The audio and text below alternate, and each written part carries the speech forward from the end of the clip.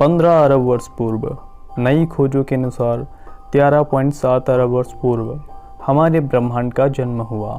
लगभग 4.6 अरब वर्ष पूर्व हमारे सौरमंडल का जन्म हुआ। उसी के साथ सूर्य तथा ग्रहों उपग्रहों का जन्म हुआ और उनमें से हमारी एक पृथ्वी जिस पर जीवन संभव हो सका। पृथ्वी की आयु एवं धरातल पर विभिन्न स्थल आकृतियों, प्राणियों, वनस्पतियों की उत्पत्ति और जैव स्वरूप को ध्यान में रखते हुए पृथ्वी के भूगर्भिक इतिहास को कालखंडों में विभाजित किया गया है। आप देख रहे हैं जियो कॉस्मोस। आज हम बात करेंगे पृथ्वी के भूगर्भिक इतिहास के बारे में और उनके कालखंडों के बारे में। सबसे बड़े कालखंड को महाकल्प कहा जाता है। महाकल्प को युगों में बांटा जाता है और युगों को छोटे छोटे शकों में विभक्त किया जाता है।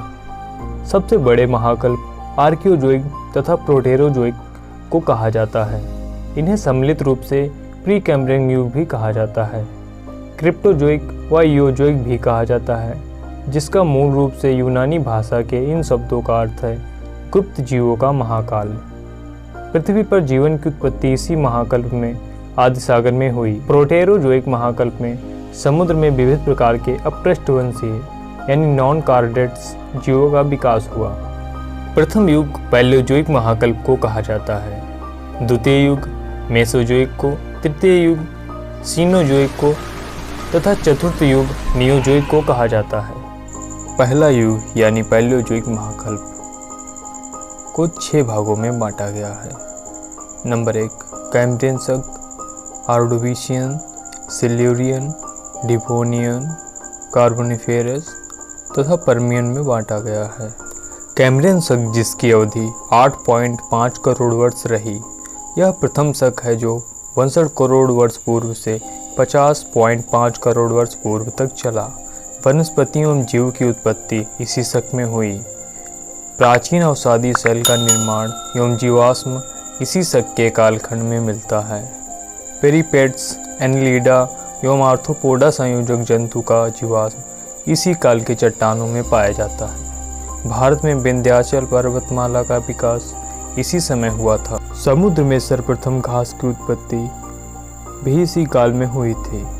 पैलियोजोइक का दूसरा शक ऑर्डोविशियन, इसकी अवधि 6.7 करोड़ वर्ष रही। इस काल में निम्न कोटि की मछलियों से कार्डेटा का विकास प्रारंभ हुआ, मगर अभी भी स्थलखंड जीवविहीन थे। सिल्यूरियन शक, इसकी अवधि 3 करोड़ वर्ष रही। यह पैलियोजोइक का तीसरा शक है, जब समुद्र से जीवों का धरती पर आना हुआ और रीढ़ वाले जीवों का विस्तार हुआ, इसीलिए इसे रीढ़ वाले जीवों का काल कहा जाता है। इस काल की सबसे प्रमुख विशेषता पर्वत निर्माण प्रक्रिया का कैलिडोनियन हलचल थी, जिससे अपलेशियन, स्कॉटलैंड और स्कैंडिनेविया के पर्वतों का निर्माण हुआ। डिवोनियन शक, इसकी अवधि 4.8 करोड़ वर्ष चली। इस काल की जलवायु मछलियों के लिए सर्वाधिक अनुकूल थी, जिससे इसे मत्स्य युग कहा जाता है। इस काल में उभयचर जीवों की उत्पत्ति हुई। पहला उभयचर स्ट्रिगोफाइलिया का विकास इसी काल में हुआ। इसके अलावा जमीन पर जंगलों का जन्म हुआ तथा फर्न जैसे वनस्पतियों का विस्तार हुआ। कार्बोनिफेरस, इस शक की अवधि 7.4 करोड़ वर्ष चली। इस काल को उभयचरों का युग भी कहा जाता है। इस काल में सरीसृप यानी रेप्टाइल्स की उत्पत्ति तथा प्रवाल रोधिकाओं का निर्माण इसी समय प्रारंभ हुआ। इस काल को बड़े वृक्षों का काल भी कहा जाता है।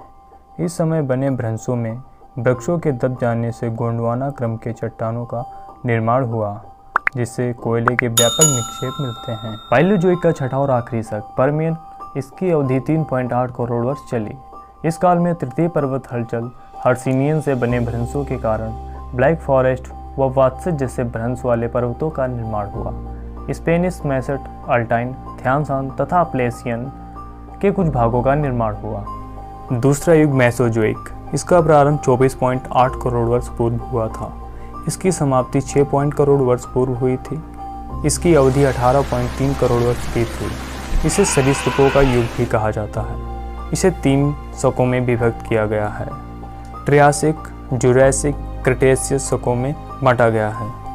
मेसोजोइक का पहला शक ट्रियासिक, इसकी अवधि 3.5 करोड़ वर्ष रही। इसे रेंगने वाले जीवों का काल भी कहा जाता है। इसके आखिरी दौर में उड़ने वाले सरीसृपों, टीरोसॉरों और अंडे देने वाले निम्न कोटि के स्तनियों प्रोटोथीरिया की उत्पत्ति और गोंडवाना लैंड भूखंड का विभाजन इसी काल में प्रारंभ हुआ था तथा यह जुरासिक शक तक चलता रहा, जिससे ऑस्ट्रेलिया, दक्षिणी भारत, अफ्रीका तथा दक्षिणी अमेरिका के स्थलखंड निर्मित हुए। जुरासिक शक इसकी अवधि 6.9 करोड़ वर्ष रही।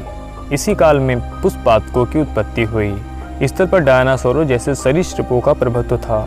निम्न कोटि के स्तनियों प्रोटोथीरिया से मार्सुपियस मेटाथीरिया कंगारू स्तनियों की उत्पत्ति हुई।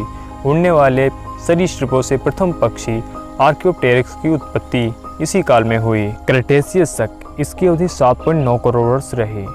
मेसोजोइक का यह अंतिम काल था। इस काल में पर्वत निर्माणकारी प्रक्रिया अधिक सक्रिय रहे। रॉकी एंडीज, यूरोप महाद्वीप की कई पर्वत श्रेणियाँ तथा पनामा कटक की उत्पत्ति आरंभ हुई। इस शक के अंत में भारत के दक्षिणी पठारी भाग पर ज्वालामुखी क्रिया द्वारा लावा का जमाव हुआ। उत्तरी पश्चिमी कनाडा, अलास्का, मैक्सिको एवं ब्रिटेन के डुआर क्षेत्र में खड़िया मिट्टी का जमाव हुआ। इस शक की सबसे प्रमुख विशेषता थी तृतीय युग सीनोजोइक महाकल्प का प्रारंभ आज से लगभग 6.5 करोड़ वर्ष पूर्व हुआ था और लगभग 20 लाख वर्ष पूर्व समाप्त हुआ था। इसकी अवधि 6.3 करोड़ वर्ष की थी। इसको 5 शकों में विभक्त किया गया है: Palaeocene, Eocene, Oligocene, Miocene, Pliocene शकों में विभक्त किया गया है। सीनोजोइक महाकल्प का पहला शक पैलियोसीन, इसकी अवधि 1.1 करोड़ वर्ष रही। इस काल में अल्पाइन पर्वतीकरण, पुष्पातकों एवं पुरातन स्तनियों का विस्तार हो रहा था। डायनासोर समाप्त हो चुके थे। इयोसीन की अवधि 1.69 करोड़ वर्ष रही। पिछले युग में निर्मित पर्वत श्रेणियों की ऊंचाई में वृद्धि इसी शक में हुई। बृहद हिमालय का निर्माण इसी शक में प्रारंभ हुआ। इसी समय हिंद महासागर तथा अटलांटिक महासागर का विकास हुआ। वर्तमान स्तनधारी जीवों के अनेक प्रकार स्थल पर प्रादुर्भाव हुए। हाथी, घोड़ा, गेंडा, सूअर के पूर्वजों का उद्भव इसी शक में हो गया था। ओलिगोसीन की अवधि 1.34 करोड़ वर्ष रही। इस काल में आल्प्स पर्वत का निर्माण प्रारंभ हुआ तथा बृहद हिमालय का निर्माण पूर्ण की ओर अग्रसर रहा। स्थल पर वर्तमान बिल्ली, कुत्ते तथा भालुओं के पूर्वजों का जन्म हुआ तथा पुच्छहीन बंदरों का आविर्भाव हुआ, जिसे हम मानवों का पूर्वज कहा जाता है। मायोसीन शक इस काल में पोटवार क्षेत्र के अवसादों के वलन से लघु या मध्य हिमालय का निर्माण हुआ। आल्प्स पर्वत विकास की ओर अग्रसर रहा। बताया जाता है इस युग में शार्क मछली का सर्वाधिक विकास हुआ। प्लायोसीन सीनोजोइक का अंतिम शक, इसकी अवधि 31 लाख वर्षों तक रही। स्थल पर प्रोका नस्ल एक प्रकार का पुच्छहीन बंदर का स्थानांतरण अफ्रीका से एशिया तथा यूरोप महाद्वीप में हुआ और पेंगुइन का आविर्भाव अंटार्कटिका में हुआ। इस काल में वर्तमान महासागरों तथा महाद्वीपों का स्वरूप प्राप्त हुआ। ब्लैक सागर, उत्तरी सागर, कैस्पियन सागर तथा अरब सागर की उत्पत्ति हुई। जलपूर्ण द्रोणी 33 भूसन्नत में अवसादों के जमाव से उत्तरी विशाल मैदान का निर्माण हुआ। महान आकार वाली शार्क मछली का विनाश इसी समय हुआ। स्थल पर बड़े बड़े स्तनधारी जीवों का ह्रास हुआ, किंतु मानव की उत्पत्ति इसी शक में हुई। चतुर्थ युग नियोजोइक महाकल्प, जिसकी अवधि 20 लाख वर्षों से अभी तक जारी है, इसे 2 शकों में विभाजित किया गया है: प्लेस्टोसीन और होलोसीन। प्लेस्टोसीन की अवधि 20 लाख वर्ष पूर्व से 10,000 वर्ष पूर्व तक रही। इस शक में हिम चादरों की उपस्थिति थी। उत्तरी अमेरिका में हिम चादर का फैलाव 4 विभिन्न समय में हुआ: नेब्रास्कन, कांसास, इलिनॉय, विस्कॉन्सिन। उत्तरी अमेरिका में ये 4 आइस एज हुए। होलोसीन की शुरुआत 10,000 वर्ष पूर्व हुई थी, जो कि अभी भी जारी है। इसे मानव युग कहा जाता है। प्लेस्टोसीन में जमी बर्फ का पिघलना शुरू हुआ और इस काल में मनुष्य ने खेती, किसानी और पशुपालन करना प्रारंभ किया।